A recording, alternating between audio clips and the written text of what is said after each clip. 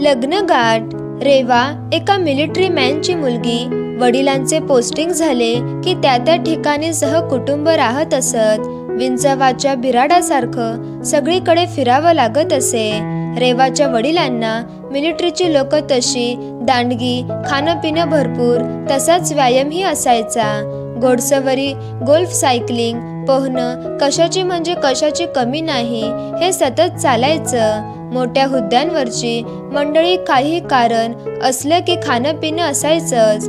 पण रेवा आता कॉलेजला जात असल्याने तिला हे खाणं पिलेलं आवडायचं नाही. पिल्यावर कोणाला शुद्ध राहत नसे आणि तेच तिला आवडत नसे. कोणी कोणाच्या गळ्यात पडत असे, कोणी काहीही बोलत असे. अगदी त्यांच्या बायका सुद्धा तोकडे कपडे घालून पार्टीला येत असत. प्रत्येक बाई मेकअपचा लेप थापून आपण किती सुंदर आहे याचं प्रदर्शन करत असे. रेवा खूप हुशार आणि दिसायला सुरेख होती, मात्र तिला या सगळ्यात अजिबात रस नव्हता. मात्र ती जितकी हुशार तितकीच चपळ आणि खिलाडू वृत्तीची होती. रेवाची आई सुद्धा वडिलांसोबत पार्टीला जात असे. एक दिवस तिच्या वडिलांच्या मेजर साहेबांचा घरी त्यांच्या मुलाच्या माणसाच्या वाढदिवसाची पार्टी होती. मानस अमेरिकेत असे वाढदिवसाच्या निमित्ताने तो घरी आला होता आणि म्हणूनच मोठी पार्टी ठेवण्यात आली होती. मानस हुशार होता आणि मॅच्युअरही होता. सर्वांना बोलवल्यामुळे रेवालाही जावे लागणार होते. ती अगदी साधेपणाने तयार झाली. बाकीच्या मुली वेस्टर्न कपड्यात नटल्या होत्या. रेवा सर्वांच्याच वेगळी आणि उठून दिसत होती. पार्टी सुरू झाली. सगळे खाण्यात पिण्यात गुंग होते. रेवा ही एका कोपऱ्यात बसून सगळे पाहत होती. तेवढ्यात एक सुभेदार रेवा जवळ आला. त्याने खूप ड्रिंक घेतले होते आणि आता त्याला स्वतःला सावरता येत नव्हते. त्याने रेवाच्या पाठीला विचित्र स्पर्श केला.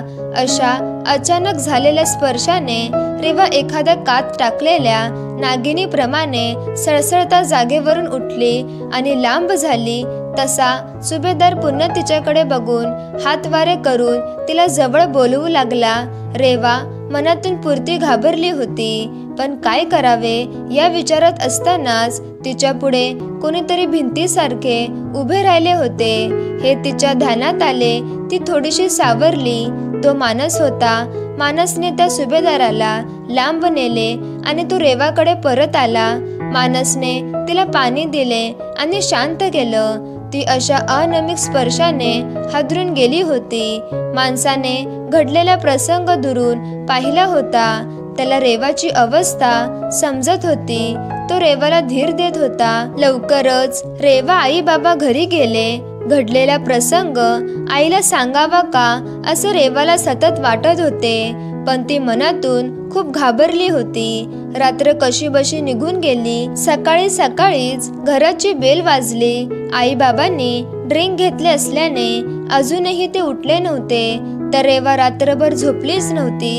रेवाने दरवाजा उघडला तर समोर मानस उभा होता. मानस आत आला. त्याने घरच्यांची विचारपूस केली आणि लागलीच मुद्द्याला हात घातला. तो म्हणाला, रेवा, तू माझ्याशी लग्न करशील का? अचानक अशा प्रश्नाने तिच्या डोक्यात पुन्हा काहूर माजले होते. काल घडलेला प्रसंग डोळ्यासमोरून जात नव्हता आणि आज काय हे विचार करून ती पुरती भानावर नव्हती. मानस बोलता झाला, कालचा प्रकार मी पाहिला रेवा.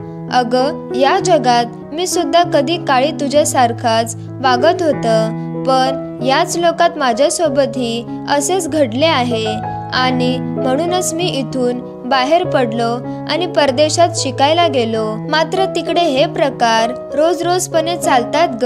ती लोक घाबरत नाहीत. रेवा फक्त ऐकत होती. तुला पाहताना मला तुझ्यात मी दिसलो. मला तुला गमवायचं नाही. तुलाही यातून बाहेर काढायचं. तू खूप चांगली आहेस. तुला या जगाला तोंड देता आलं पाहिजे आणि मी शिकवीन हे सारं तुला. रेवा तरीही शांतच होती. तिला आता थोडं हलकं वाटू लागलं होतं. ती मानसला काहीच बोलली नाही.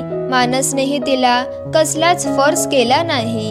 हळूहळू मानसचं येणं वाढलं होतं. रेवा आता त्याच्यासोबत नॉर्मल वागू बोलू लागली होती. मानसबद्दल तिचं मत आता चांगले बनू लागले होते. त्याचा वाढलेला वावर घरच्यांनाही आवडू लागला होता.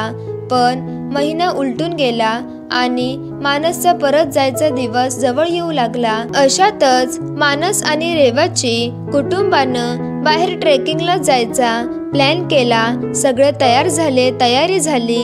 सगळे निघाले. मॅप घेऊन सगळे चालू लागले. सगळ्यांनी एका ठिकाणी भेटायचे ठरले. पण रेवा रस्ता चुकली. घनदाट झाडी असल्यामुळे ती काहीशी घाबरली. किड्यांचे आवाज किरकिरत होते. तिच्या जवळचे पाणीही संपले होते. आता काय करावं तिला समजत नव्हते. पण पुन्हा एकदा मानसने तिला शोधून काढत तिचा आत्मविश्वास वाढवला होता. घाबरलेली रेवा मानसला पाहून सुखावली. रेवा आता मानसवर विश्वास ठेवू लागली होती.